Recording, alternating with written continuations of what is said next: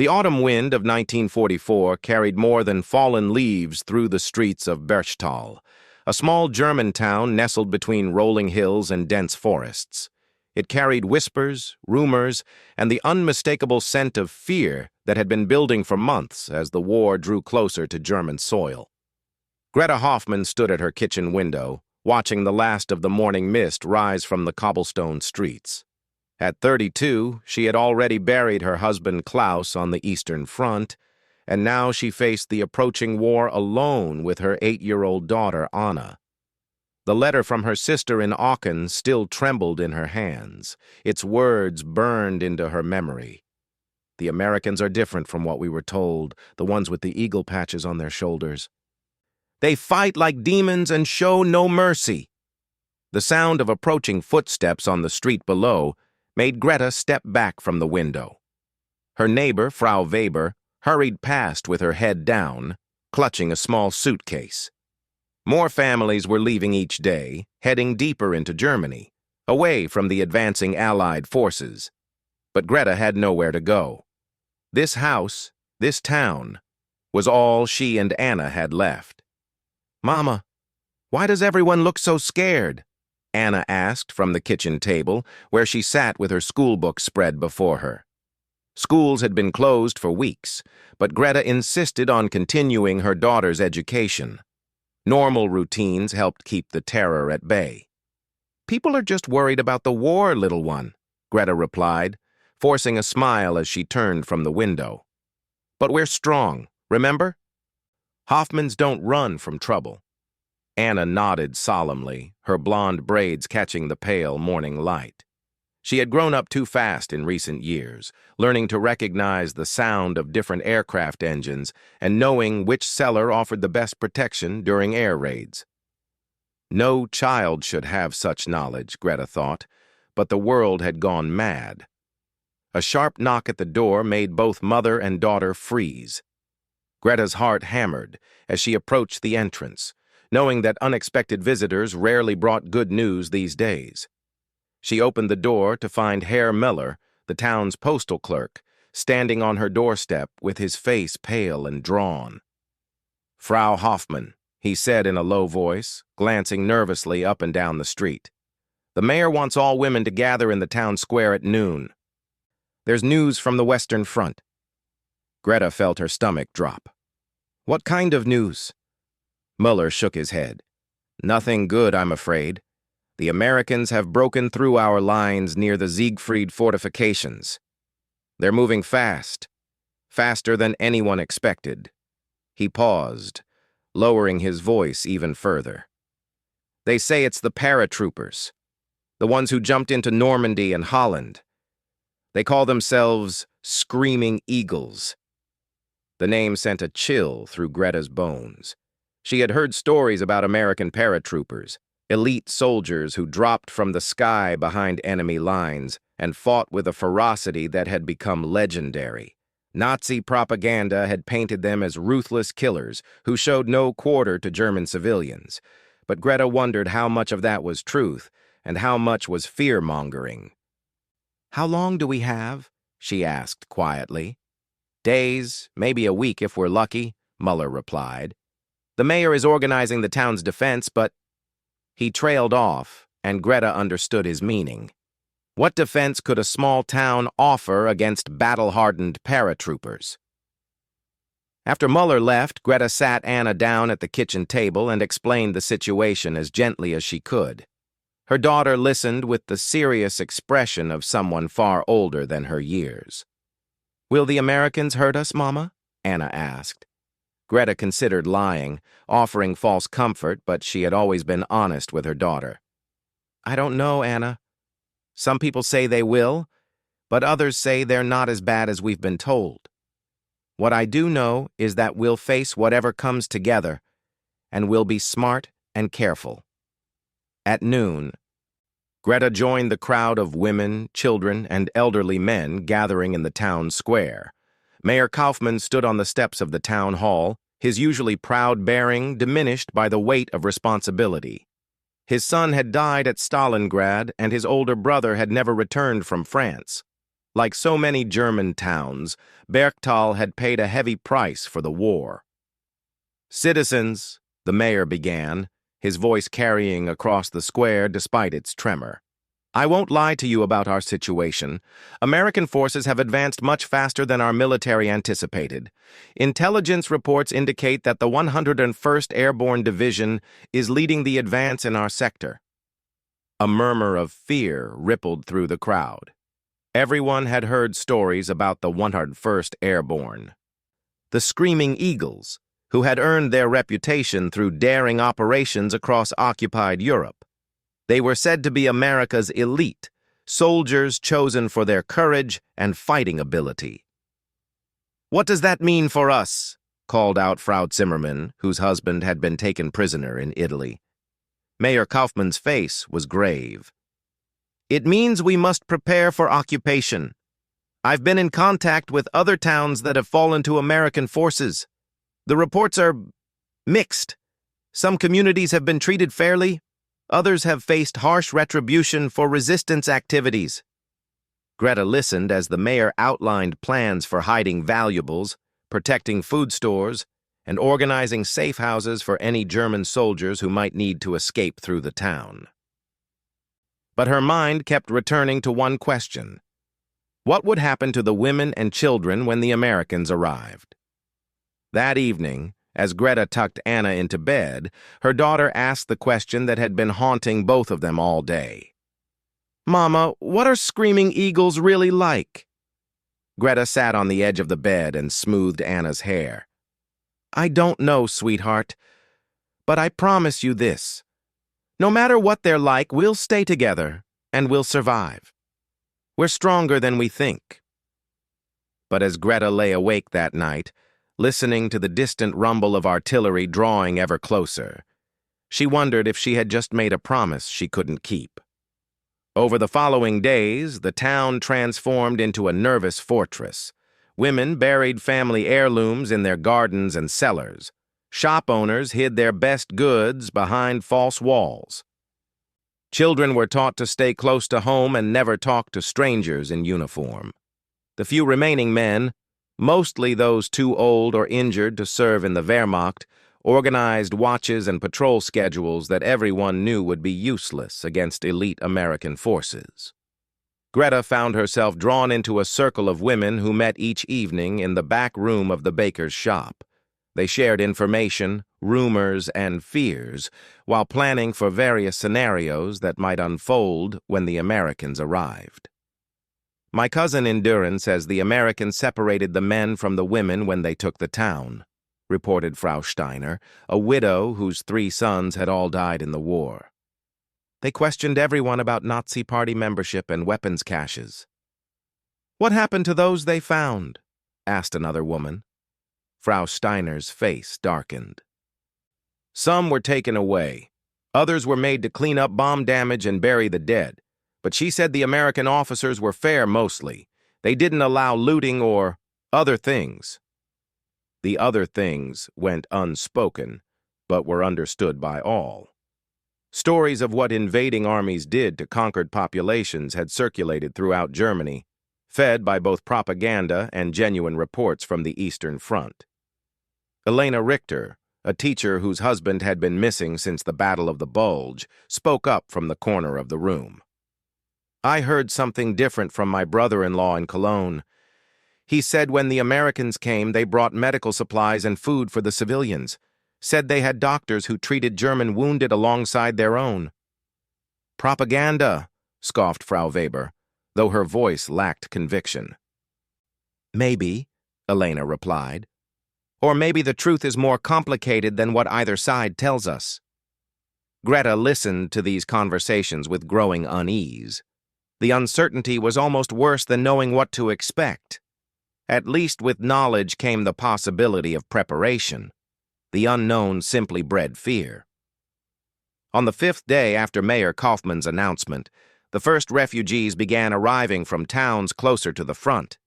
They came in small groups, carrying what belongings they could manage, their faces etched with exhaustion and trauma. Their stories varied wildly, adding to the confusion and fear.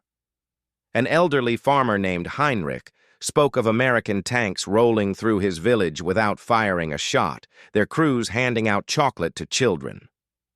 But a young mother from the next valley told of artillery bombardments that had leveled half her town before the Americans even arrived. "It depends on whether there's resistance," explained a man who had escaped from a village that had tried to fight. "The Americans give you one chance to surrender. If you fight, they hit back with everything they have. But if you don't resist," he shrugged, "they can be almost civilized." The word civilized stuck in Greta's mind. It seemed impossible to imagine anything civilized about war, yet perhaps there were degrees of barbarism. Perhaps survival meant understanding those degrees and acting accordingly. That night, as autumn rain drummed against her bedroom window, Greta made a decision that would shape everything that followed. She would not run. She would not hide. When the screaming eagles came to Berchtal, she would meet them with dignity and intelligence, protecting her daughter while trying to navigate whatever challenges they brought. She had no way of knowing that her decision would put her directly in the path of men who were about to change her understanding of war, enemy soldiers, and her own capacity for courage.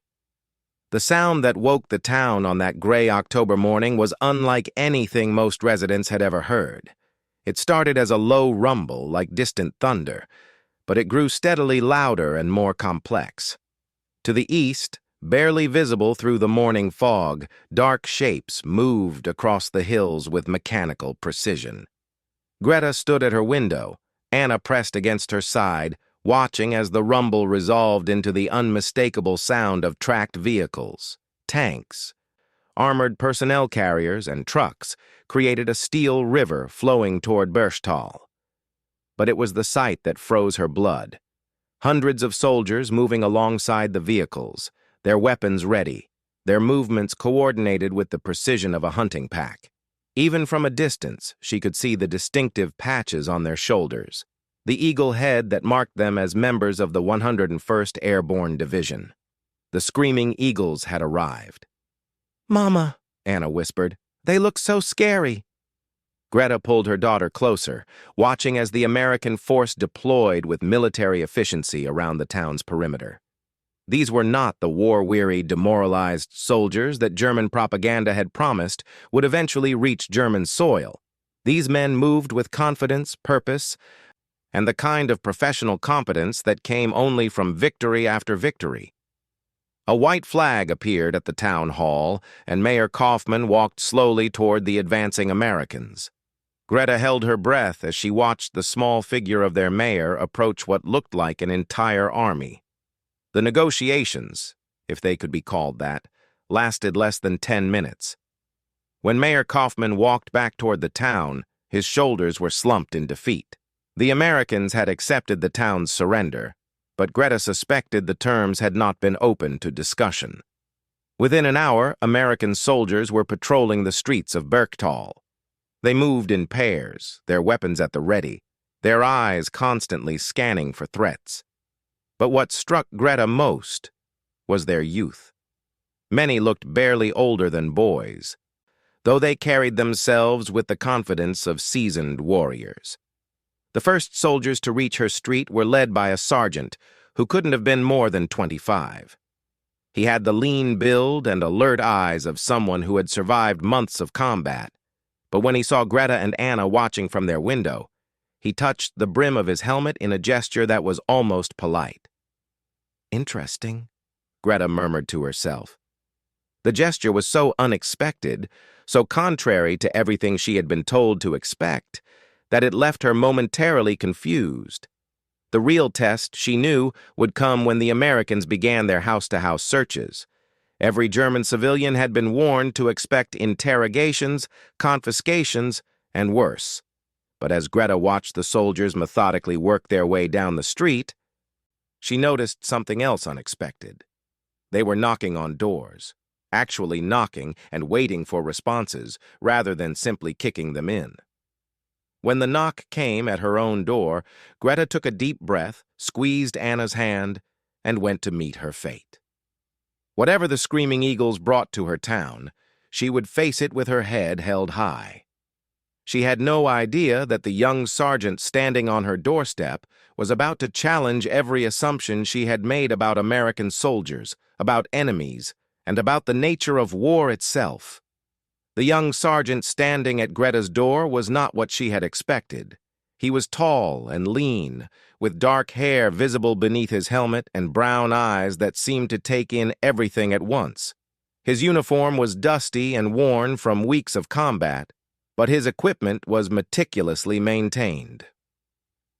The eagle patch on his shoulder bore the words 101st Airborne in letters that seemed to command respect.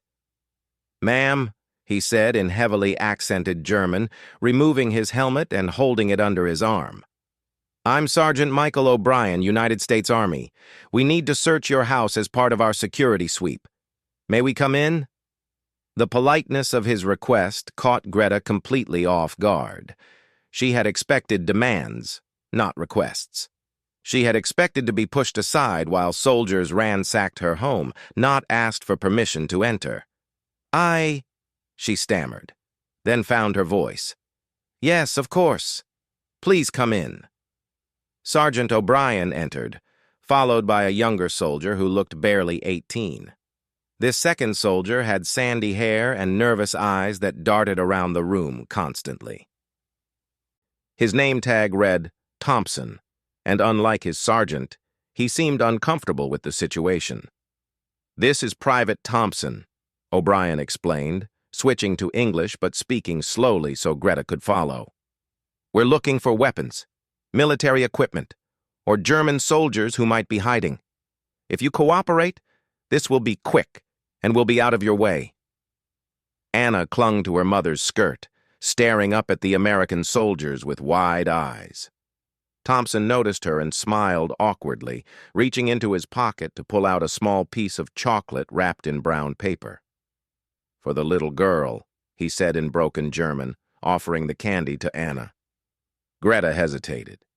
Accepting gifts from occupying soldiers felt wrong somehow, but Anna's eyes had lit up at the sight of real chocolate, something she hadn't tasted in over a year.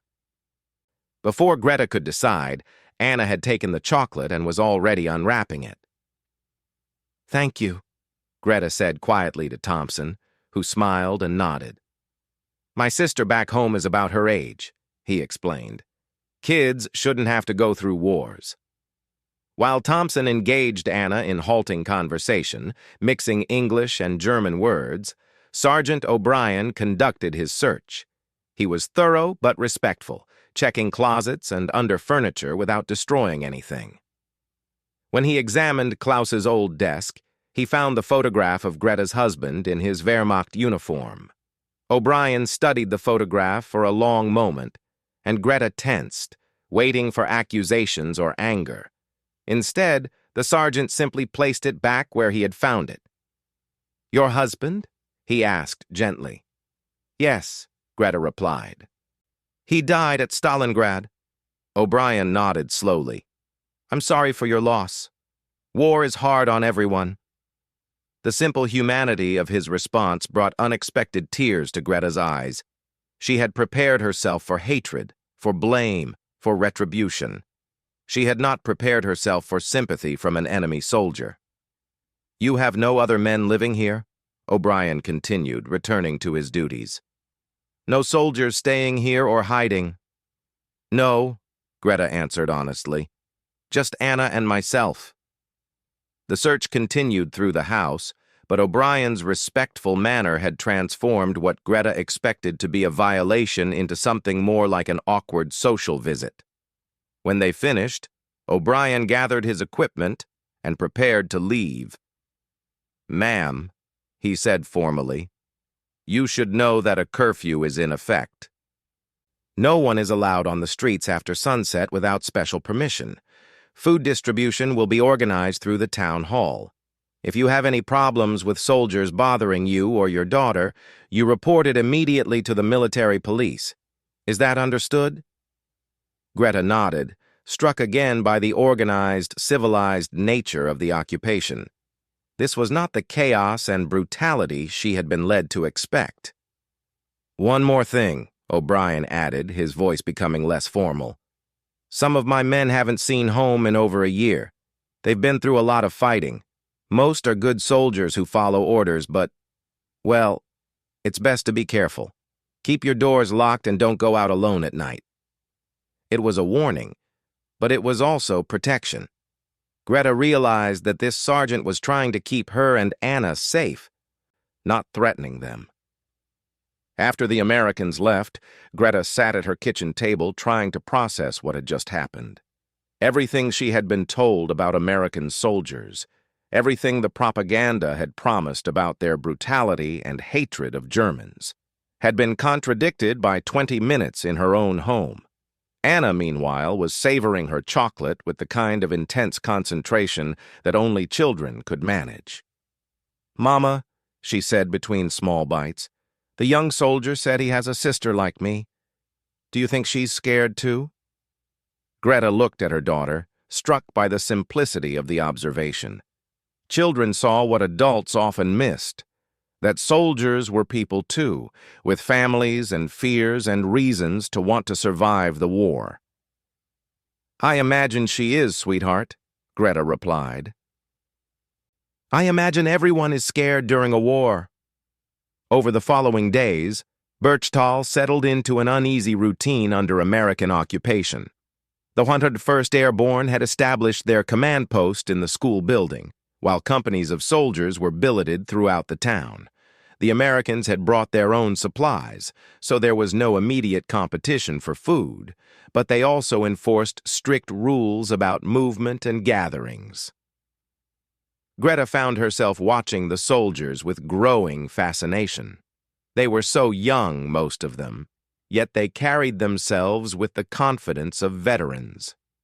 She learned to distinguish between the different ranks and roles, the officers who studied maps and coordinated operations, the sergeants who led patrols and maintained discipline, and the ordinary soldiers who cleaned weapons, stood guard duty, and wrote letters home. It was one of these ordinary soldiers who changed everything for Greta and Anna. His name was Corporal James Miller, and he had been assigned to patrol their section of town. Unlike some of the other soldiers, who maintained professional distance from the German civilians, Miller seemed genuinely curious about the people he was occupying. He spoke decent German, which he had learned from his grandmother, and he had a gentle manner that put even nervous civilians at ease. Miller first approached Greta when he noticed her attempting to repair the garden fence that had been damaged during the initial American advance. A tank had clipped the corner post while maneuvering around their street, leaving the fence sagging and unstable. "Excuse me, ma'am," Miller said, setting down his rifle and approaching the fence. "I'm handy with tools. Would you like some help with that?" Greta was so surprised by the offer that she almost dropped her hammer. You want to help?" "My fault it got broken in the first place," Miller replied with a grin. "Our driver isn't the most careful with corners. Besides, I used to help my dad build things back in Ohio. It's good to work with my hands again." Before Greta could fully process what was happening, the American soldier had rolled up his sleeves and begun examining the damaged fence with the practiced eye of someone who understood construction. Within an hour, working together with tools borrowed from Greta's late husband's workshop, they had the fence stronger than it had been before the war. "There," Miller said, stepping back to admire their work. "That should last another 20 years.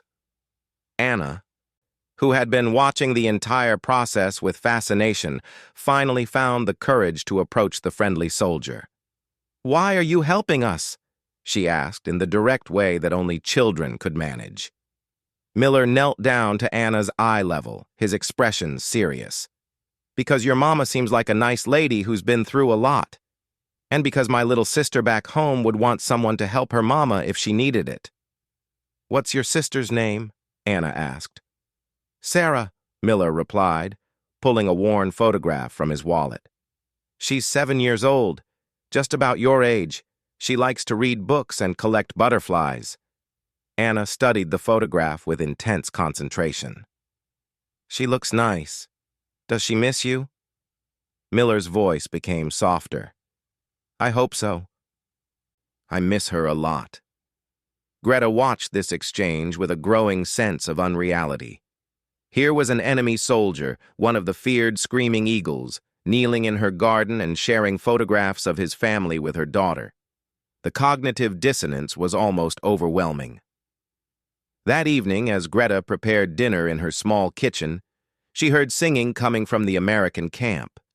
The voices were young and strong, harmonizing on a song she didn't recognize, but that sounded like a hymn. The melody was beautiful and melancholy, full of longing for something far away. Anna pressed her face against the kitchen window, listening intently. They sound sad, Mama. I think they are sad, sweetheart, Greta replied. They're far from home, just like we would be if we had to leave here. The singing continued long into the evening, and Greta found herself drawn to the window repeatedly, listening to these young men who had traveled thousands of miles to fight a war that had brought them to her small German town. Some of the voices were clearly very young, probably teenagers who had lied about their age to enlist. Others were deeper, older, carrying the weight of experience and loss. When the singing finally stopped, replaced by the quiet murmur of men talking around campfires, Greta realized that something fundamental had shifted in her understanding of the war. These soldiers were not the monsters she had been told to expect. They were boys and men, far from home, doing a job that few of them probably wanted to do. The next morning brought new challenges and new revelations. Captain Robert Hayes, the company commander, had established office hours at the town hall to address civilian concerns and complaints. Greta decided to attend, partly out of curiosity and partly because she wanted to understand the American perspective on the occupation. Captain Hayes was older than most of his soldiers, probably in his early 30s, with graying hair at his temples and the kind of steady demeanor that inspired confidence. He spoke fluent German and seemed genuinely committed to making the occupation as bearable as possible for the civilian population. Our goal, he explained to the small group of German civilians who had gathered to hear him speak, is to maintain order and security while we continue military operations. We're not here to punish the civilian population. We're here to defeat the German military and end this war as quickly as possible. Frau Weber, who had been one of the most vocal critics of American occupation, raised her hand. What about food? Winter is coming and our supplies are limited. We've brought our own food supplies, Captain Hayes replied. We won't take food from German civilians. In fact, we have medical supplies and some food that we can share if the situation becomes desperate. This was so contrary to what everyone had expected that several people exchanged skeptical glances. What's the catch? Asked Herr Fischer, the town's blacksmith. Captain Hayes smiled grimly. The catch is that we need information about German military units in the area. We need to know about supply caches, communication networks, and any soldiers who might be planning partisan activities. We're not asking you to betray your own people, but we need to maintain security. Greta listened to this exchange with growing understanding. The Americans were trying to balance military necessity with humanitarian concerns. They wanted to win the war, but they also wanted to minimize civilian casualties and suffering. It was a more complex approach than she had expected from an occupying army. After the meeting, as Greta walked home through streets now patrolled by American soldiers, she reflected on how much her world had changed in just a few days. The Screaming Eagles had arrived with a fearsome reputation, but their actual behavior was far more nuanced than anyone had anticipated. That afternoon, while Anna played quietly in the garden, Greta heard a commotion from the street. Looking out her window, she saw a crowd gathering around two American soldiers who were helping an elderly German woman carry heavy bags of supplies from the makeshift distribution center that had been set up near the town square. The woman was Frau Kellner, a widow in her 70s whose arthritis made walking difficult on the best of days. The two soldiers, both young privates, had noticed her struggling and simply stepped in to help. They carried her bags all the way to her house, 3 blocks away, without being asked and without expecting any reward. Greta watched this small act of kindness with a mixture of confusion and growing hope. If these soldiers could show compassion to a German widow, perhaps the occupation would be more bearable than anyone had dared to imagine. But she also knew that not all of the Americans would be as disciplined or compassionate as the ones she had encountered. And she knew that the real test would come when the soldiers grew bored, homesick, or frustrated with the pace of the war. As evening approached and the American soldiers began their nightly routine of perimeter checks and guard rotations, Greta made a decision that would define her relationship with the occupying forces. She would judge these men by their individual actions, not by their nationality or the circumstances that had brought them to her town. It was a radical departure from everything she had been taught to believe about enemies and war. But as she watched Corporal Miller share his evening rations with a hungry German child whose mother was too proud to ask for help, Greta realized that perhaps the most important lesson of war was learning to see the humanity in those who were supposed to be your enemies. The night passed quietly, marked only by the soft footsteps of American sentries and the distant sound of radio communications from the command post. For the first time since the soldiers had arrived, Greta felt something that had been absent from her life for months, a cautious sense of security. She had no way of knowing that her evolving relationship with the Screaming Eagles would soon be tested by events that would force both sides to choose between military duty and human decency. The crisis that would test every relationship built between the German civilians and American soldiers came on a cold November morning, 3 weeks into the occupation. Greta was hanging laundry in her backyard when she heard the sharp crack of rifle fire from the eastern edge of town, followed immediately by shouted commands in both German and English. Anna, who had been playing with a wooden doll that Corporal Miller had carved for her, immediately ran to her mother's side. After weeks of relative peace, the sound of gunfire sent a chill of fear through both civilians and soldiers alike. "Stay close to me," Greta told her daughter, pulling Anna into the house as more shots echoed across the town. Through her kitchen window, she could see American soldiers running toward the sound of the fighting, their weapons ready and their movements coordinated with practiced efficiency. Within minutes, Sergeant O'Brien appeared at her door, his face grim and urgent. "Ma'am, we need you and your daughter to stay inside with the doors locked," he said quickly. "German soldiers have attacked our eastern checkpoint. We don't know how many there are or what their intentions might be." "German soldiers?" Greta asked, confused. "But the town surrendered weeks ago." "These aren't local defenders," O'Brien explained. "Intelligence suggests they're SS troops retreating from the front lines. They're not following the same rules as regular Wehrmacht units." The distinction was important and terrifying. Regular German army soldiers might respect civilian immunity and surrender protocols, but SS troops were fanatics who had been trained to fight to the death and show no mercy to anyone they considered enemies of the Reich.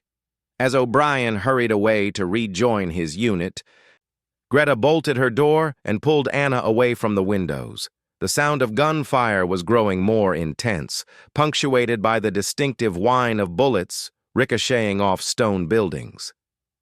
"Mama, what's happening?" Anna asked, her voice small and frightened. Before Greta could answer, the fighting moved closer to the center of town. Through her front window, she could see American soldiers taking cover behind garden walls and corners of buildings, returning fire toward an enemy she couldn't see. The professional calm that had characterized the occupation was replaced by the deadly intensity of combat. Then she saw something that made her blood freeze.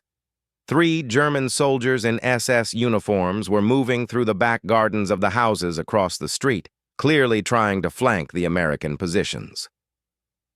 One of them was carrying a Panzerfaust, a handheld anti-tank weapon that could destroy entire buildings if used against civilian structures. Greta faced an impossible choice. She could remain hidden and safe, protecting herself and Anna from the crossfire. Or she could warn the Americans about the flanking movement, potentially saving their lives but also marking herself as a collaborator in the eyes of her own countrymen. The decision was made for her when she saw where the SS soldiers were heading, toward the house where elderly Frau Kellner lived alone. The same woman who had been helped by American soldiers just days earlier was directly in the path of men who would show no regard for her safety. "Anna, go to the cellar and stay there no matter what happens," Greta ordered, pushing her daughter toward the stairs that led to their small basement. "Don't come up until I tell you it's safe." "Mama, where are you going?" Anna cried. "To do what's right," Greta replied, grabbing her late husband's hunting jacket and heading for the back door. Greta's garden shared a fence with the alley that ran behind the main street. If she could reach the American soldiers without being seen by the SS troops, she might be able to warn them about the flanking attack. It was dangerous, possibly suicidal, but the thought of Frau Kellner being caught in crossfire drove her forward. She slipped out her back door and crept along the fence until she could see Corporal Miller and 2 other soldiers taking cover behind an overturned cart about 50 meters away. Between her and the Americans, she could see the SS troops moving carefully through the shadows, completely unaware that they were being observed. Taking a deep breath, Greta cupped her hands around her mouth and shouted in English, "Miller, 3 soldiers with rockets behind the gardens. They're moving toward Kellner's house." The effect was immediate and dramatic. Miller spun toward her voice, spotted the German soldiers she was indicating, and immediately began directing his men to counter the flanking movement. The SS troops, realizing they had been discovered, opened fire in all directions, trying to complete their attack before the Americans could respond. What followed was the most terrifying 10 minutes of Greta's life.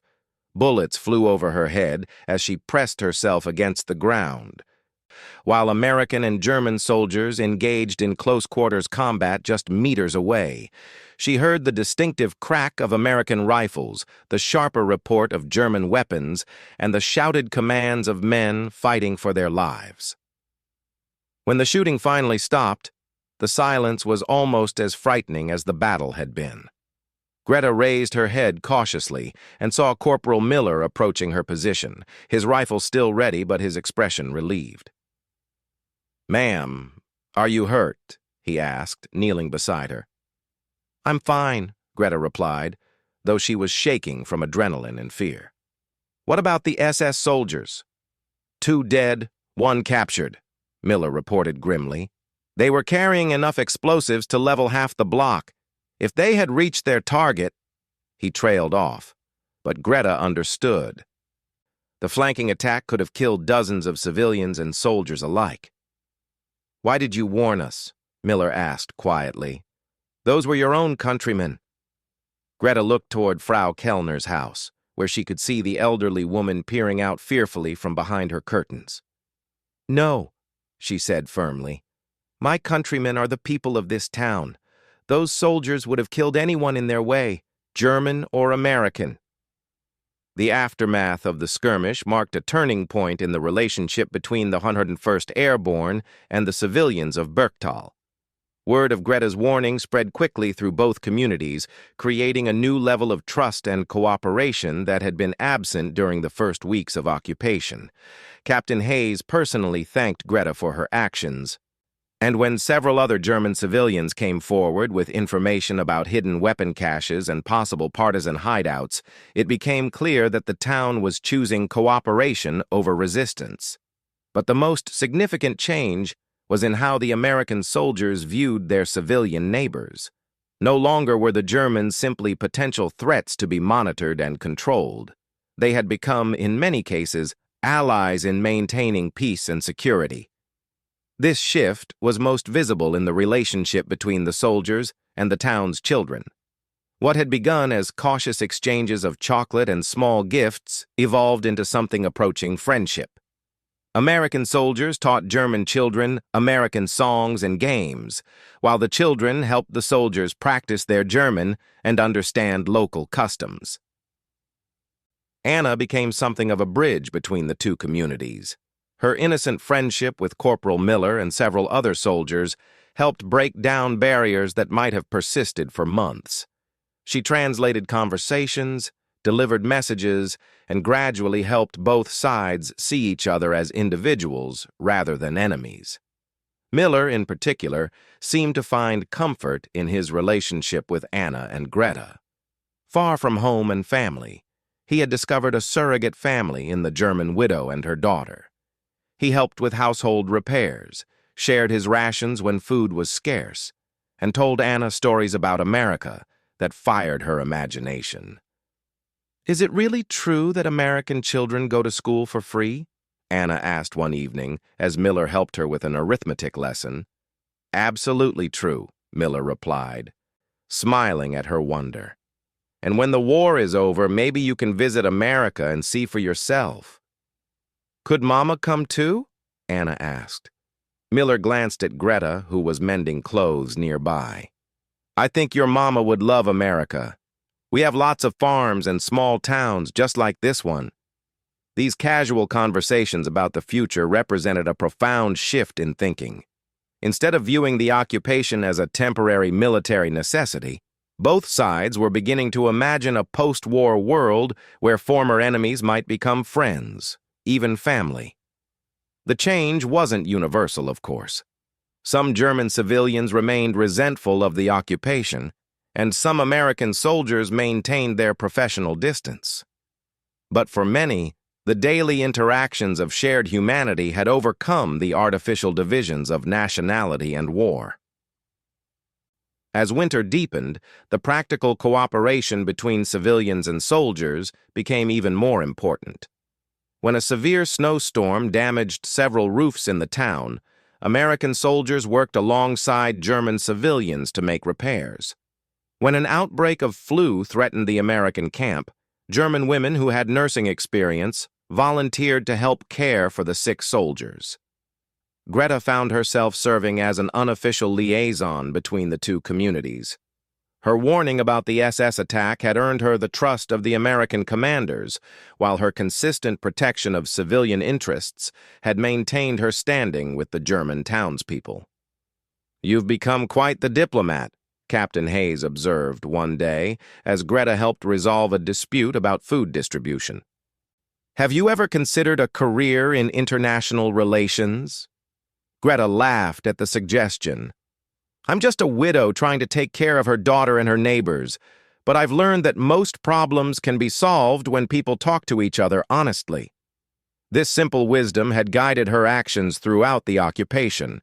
By refusing to see the American soldiers as monsters or heroes, by treating them as individuals with their own fears and hopes, she had helped create something that neither side had expected: a genuine community that transcended the divisions of war. The most dramatic example of this transformation came in December, when word arrived that American forces were pulling back to regroup for a major offensive. The 101st Airborne would be leaving Berchtesgaden within days, moving to what would later be known as the Battle of the Bulge. The announcement created an unexpected wave of emotion in the town. Children cried at the thought of losing their American friends. Women who had come to rely on the soldiers' help with heavy labor wondered how they would manage. Even men who had initially resented the occupation admitted they had come to respect the Americans' professionalism and restraint. On the final evening before the 101st Airborne departed, the soldiers and civilians gathered in the town square for an impromptu farewell celebration. It was a surreal scene. American soldiers and German civilians sharing food, music, and conversation as if they were old friends rather than former enemies. Corporal Miller approached Greta and Anna with a carefully wrapped package. "This is for Anna," he said, his voice thick with emotion. "But I want you to have something too."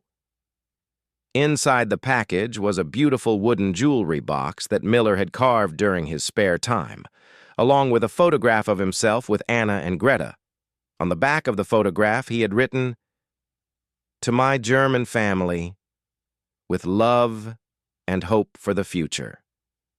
Anna burst into tears, clinging to Miller as if she could prevent his departure through sheer will. "I don't want you to go," she sobbed. "You're like my papa now."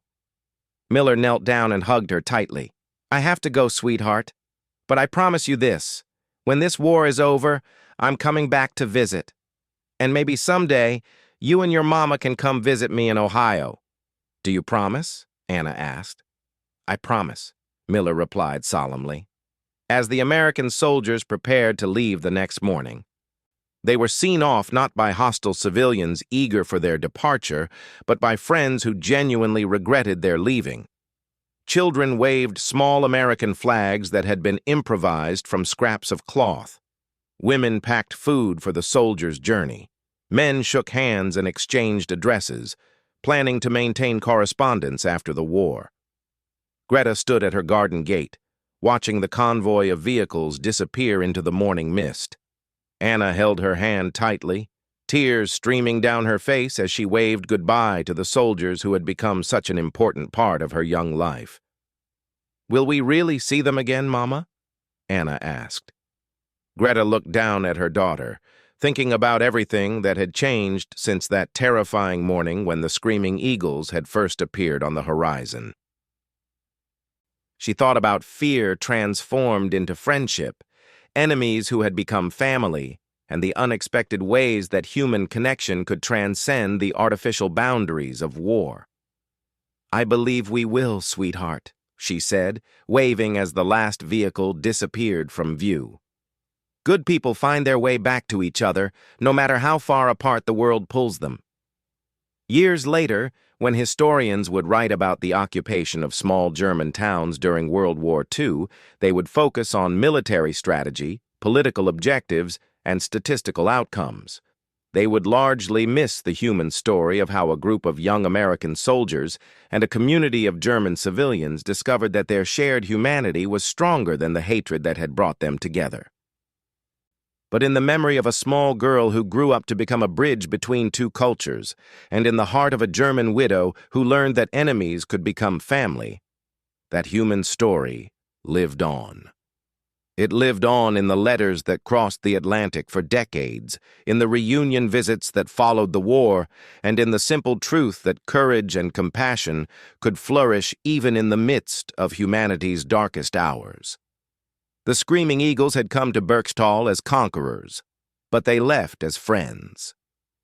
In a war defined by hatred and division, they had created something rare and precious, proof that understanding and respect could emerge from the most unlikely circumstances, transforming both the conquered and the conquerors in ways that would last long after the last shots of the war had been fired.